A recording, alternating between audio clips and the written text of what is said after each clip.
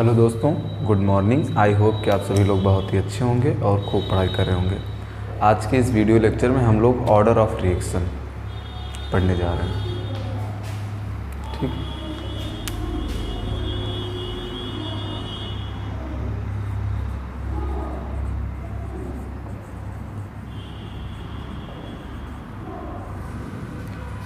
Order of reaction. पिछले video lecture में हम लोगों ने mass action, law of mass action और रेट लॉ इक्वेशन में थोड़ा सा डिफरेंस पढ़ा था क्या होता है, और कंपैरेटिवली स्टडी किया था, जिसमें हमने ये जाना था कि जो मास एक्शन है, लॉ ऑफ मास एक्शन, वो थ्योरेटिकल है, प्योरली थ्योरेटिकल है, और जो रेट लॉ इक्वेशन लिखी जाती है वो प्रैक्टिकल बेसिस पे लिखी जाती है। तो जो हमारा ऑर्डर ऑफ रिएक्शन है ये भी किस पर डिपेंडेंट है? रेट लॉ इक्वेशन पर। रेट लॉ इक्वेशन पर डिपेंडेंट है।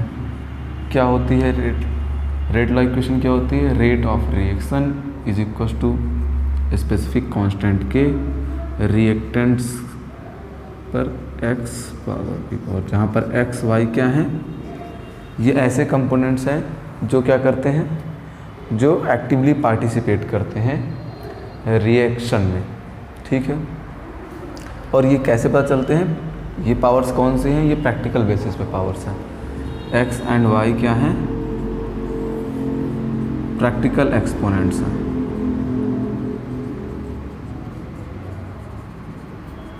ठीक है, अब समझते हैं आगे की बात। ऑर्डर ऑफ रिएक्शन क्या होती है? किसी भी केमिकल रिएक्शन की ऑर्डर ऑफ रिएक्शन जो होती है,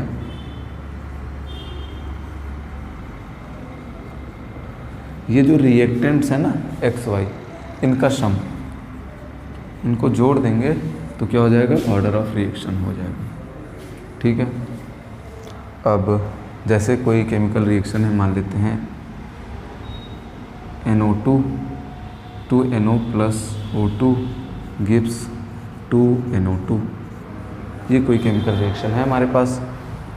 अब अगर इसका रेट ऑफ रिएक्शन हम लिखेंगे तो लिखेंगे RNO की पावर 2 O2 की पावर 1। तो ऑर्डर ऑफ रिएक्शन जो हो जाएगी वो कितना हो जाएगा? इन दोनों का सम 2 + 1 = 3। तो ये 3 आ गया, मतलब ये थर्ड ऑर्डर की रिएक्शन है। तो ऑर्डर ऑफ रिएक्शन क्या होती है? It is simply sum of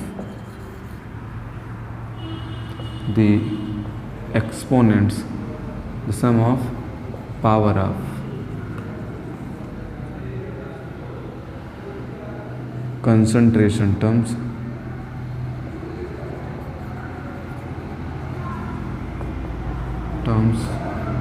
of reactant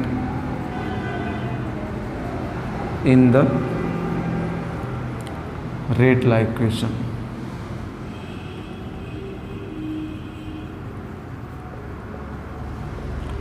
ठीक, तो ये होता है। एक बात और समझ लेते हैं, रेट लॉ इक्वेशन के को देखकर हम लिखते हैं, और रेट लॉ इक्वेशन कैसी है? प्रैक्टिकल पर है। ठीक, प्रैक्टिकल बेसिस पर है। इसका मतलब जो ऑर्डर ऑफ रिएक्शन है ये भी कैसे लिखी जाएगी? ये भी प्रैक्टिकल बेसिस पर लिखी जाएगी, डेटा को देख करके। वो जो टेबल बनाते थे हम लोग, टेबल को देख कर बनाएंगे। ठीक है, मतलब जैसे हमने 2 + 1 3 लिखा, ये रेट लॉ इक्वेशन, मास लॉ इक्वेशन सेम आएगी। तो ये इसका जो प्रैक्टिकल पावर 2 है और वही थ्योरेटिकल पावर भी 2 है। लेकिन जैसे हमारे पास एक एग्जांपल है, जैसे रिएक्शन है H2 + Cl2 गिव्स 2HCl। तो इसका अगर हम लिखेंगे ROR तो KH2 1 Cl2 1।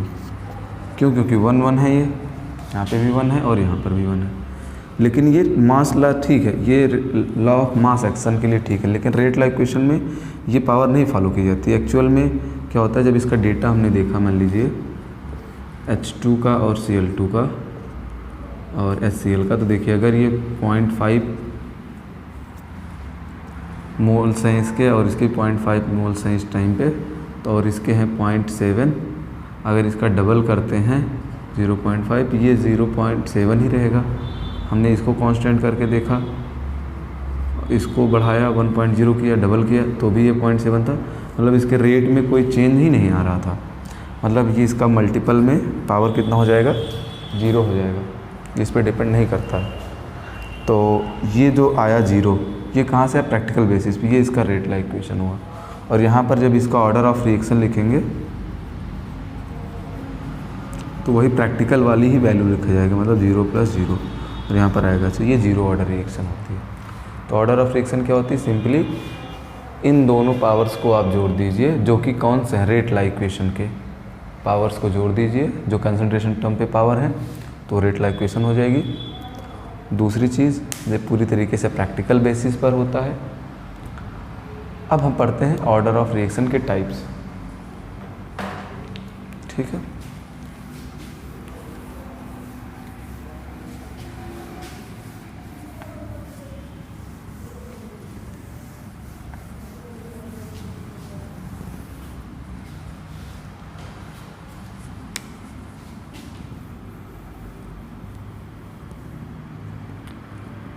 Types of order of reaction, तो 3-4 तरीके के ऑर्डर ऑफ रिएक्शन है 0 order of reaction, 0 order of reaction. दूसरा है फर्स्ट ऑर्डर ऑफ रिएक्शन,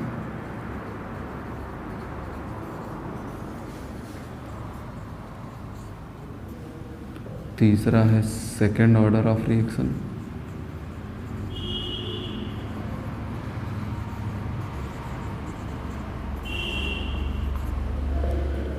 चौथा है थर्ड ऑर्डर ऑफ रिएक्शन।